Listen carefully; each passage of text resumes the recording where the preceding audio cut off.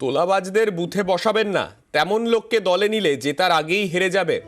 দলীয় কর্মী সমর্থকদের উদ্দেশ্যে মন্তব্য সাংসদ অর্জুন সিং এর।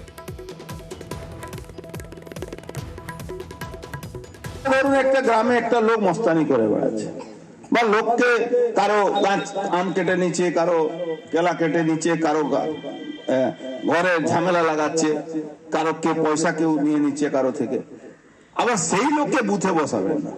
একজন বয়স্ক মানুষ গেলেন, সে ওকে দেখলে কি আপনাকে ভোট দেবে? বলবে আরে বাপরে, এই লোকটা বসে আছে, এই লোক তৃণমূলের এজেন্ট আছে, একে তো ভোট দেওয়া যাবে না। যারা বদমাশি করছে, যারা এলাকার লোকের তার উপরে খেপে আছে, এলাকার লোককে ওই যে কোনো কাজ করাবার জন্য বলে টাকা দাও 2000 আগে না দিলে ঘরের ফার্মটা ভরবো না, এই লোকগুলোকে বুথে বসাবেন না, নালে আপনি জেতার আগে থেকে হেরে যাবেন।